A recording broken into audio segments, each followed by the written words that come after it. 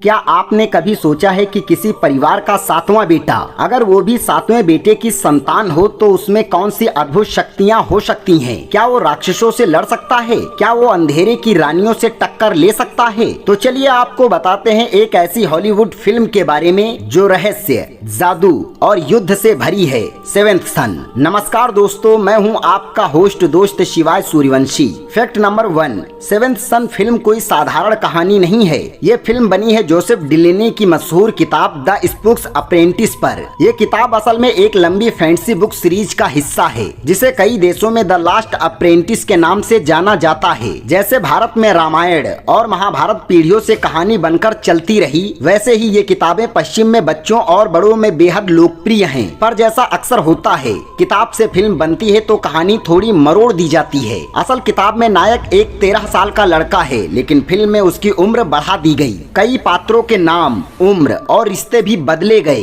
ताकि कहानी थोड़ी रोमांटिक और एक्शन से भरपूर लगे, मगर यही बदलाव असली प्रशंसकों को थोड़ा खटक गए। फैक्ट नंबर 2, जब मदर मेल्किन अपने ड्रैगन रूप में आती हैं, तब ग्रेगरी एंड टॉम दोनों को मिलकर उसे रोकना होता है। यह लड़ाई केवल बाहरी नहीं, आंतरिक डर और आत्म बल की भी परीक्षा है। मदर मेल्किन की आग, पंखों से हमला और जमीन फाड़ देने वाले वार के सामने टॉम की चालाकी और ग्रेगोरी का बल एक साथ आते हैं। इस सीन को बनाने में सबसे ज्यादा सीजीआई लेयर्स इस्तेमाल की गयी। लगभग 200 से ज्यादा वीएफएक्स शॉट्स लगे और इस सीन को फिल्माने में 5 दिन लगे। इसमें कई बार कैमरा 360 डिग्री घुमाया गया ताकि हर एंगल से तगड़ा असर दिखे। फैक्ट नंबर 3, ये फिल्म शुरू में 2013 में आने वाली थी, पर फिर वीएफएक्स का काम, स्टूडियो में बदलाव और डिस्ट्रीब्यूटर के झगड़ों के चलते इसकी रिलीज 2 साल तक टलती रही। आखिरकार फरवरी 2015 में इसे दुनिया के सामने लाया गया, लेकिन तब तक लोगों की उत्सुकता थोड़ी ठंडी हो चुकी थी। फैक्ट नंबर 4, सेवेंथ सन की सबसे बड़ी ताकत है इसके कलाकार जेफ ब्रिजेस, जिन्होंने क्रेजी हार्ट के लिए ऑस्कर जीता। इस फिल्म में एक राक्षस शिकारी मास्टर ग्रेगोरी बने हैं और जूलियन मूर, जो स्टिल अलाइज के लिए ऑस्कर जीत चुकी हैं, वो बनी है मदर मेल्किन यानी अंधकार की रानी।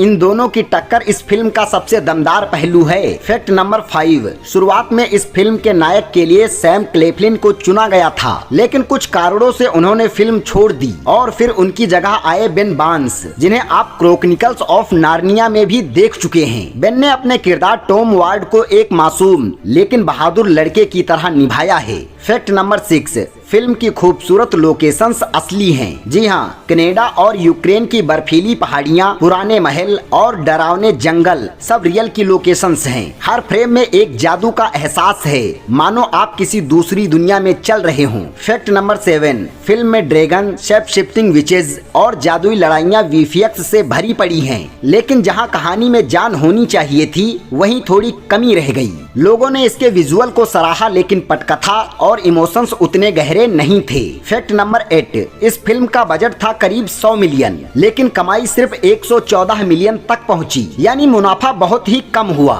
यही वजह थी कि इस पर आगे कोई सीक्वल नहीं बना। एक बड़े फ्रेंचाइज का सपना अधूरा रह गया। फैक्ट नंबर 9, फिल्म की जड़ें असल में पुरानी यूरोपीय लोक कथाओं में हैं। वहाँ की मान्यता है कि अगर कोई सातवां बेटा सातवें बेटे की संतान हो तो उसमें विशेष शक्ति होती है, जैसे बुरी आत्माओं को पहचानना, उनसे लड़ना और भविष्य देख पाना। फिल्म ने इसी अवधारणा को अपना आधार बनाया है। फैक्ट नंबर 10, जूलियन मूर का किरदार केवल एक जादूगरनी नहीं है, वो एक शेप शिफ्टर है जो एक विशाल ड्रैगन में बदल सकती है। उनके किरदार का डर, शक्ति और दया का अभाव फिल्म में एक ऐसी एविल प्रेजेंस लाता है जो बहुत समय तक याद रहती है। दोस्तों, सेवेंथ सन एक ऐसी फिल्म है जो दिखने में जबरदस्त है, लेकिन कहानी में थोड़ी कसर छूट जाती है। अगर आप जादू, रहस्य और एक्शन के शौकीन हैं तो ये एक बार जरूर देखने लायक है, और अगर आप कहानी में गहराई ढूंढते हैं तो शायद ये आपके लिए अधूरी लगे। लेकिन जो भी हो, सेवेंथ सन का जादू कुछ अलग ही है।